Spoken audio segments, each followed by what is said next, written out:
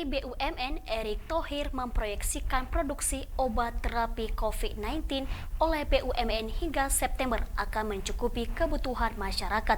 Begitu pula ketersediaan vaksin program gotong royong kini sudah tersedia 5,5 juta dosis.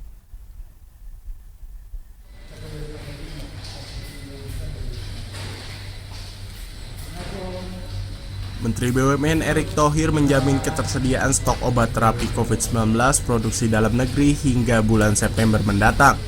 Pemerintah ungkapnya saat konferensi pers pada 26 Juli memastikan bahan baku produksi perusahaan plat merah mencukupi kebutuhan produksi yang akan difokuskan untuk disalurkan ke apotik dan rumah sakit yang dikelola BUMN hingga pesanan untuk Kementerian Kesehatan.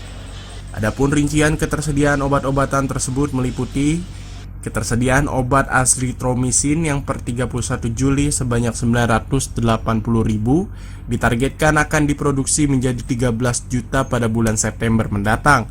Sementara untuk zinc yang saat ini tersedia 1,2 juta ditargetkan akan menjadi 15 juta pada bulan September.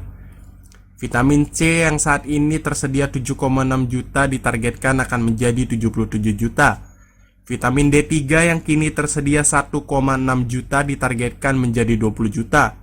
Untuk oseltamivir yang kini tersedia 7,7 juta ditargetkan menjadi 32 juta.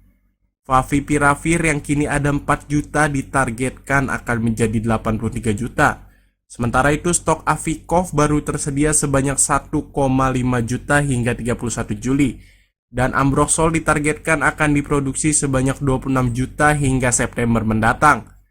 Pemerintah pun akan memperketat pengawasan dengan membuat sistem kuota dalam pembelian obat-obatan COVID-19 demi mencegah penimbunan obat. Penimbunan, jadi ketika mereka membeli itu memang kita kuotakan dan sesuai dengan resep dokter. Karena takutnya kadang-kadang ada loophole, kemarin kita tidak menyalahkan siapa-siapa. Misalnya tiba-tiba ya ada satu orang bisa membeli dengan jumlah yang besar. Nah itu yang kita sekarang coba jaga di apotek ataupun sesuai dengan kebutuhan daripada rumah sakit ataupun Kementerian Kesehatan. Selain itu, Erick juga menyampaikan ketersediaan vaksin gotong royong saat ini tersedia 5,5 juta dosis, di mana sebanyak 2,9 juta sudah mendapatkan izin penggunaan darurat dari Badan Pengawas Obat-obatan dan Makanan. Sementara sebanyak 2,6 juta lainnya masih dalam proses. Dia memastikan seluruh vaksin dalam program vaksinasi gotong royong merupakan produksi Sinopharm agar tidak mengganggu proses distribusi vaksin dari pemerintah. Tim Kantor Berita Antara mewartakan.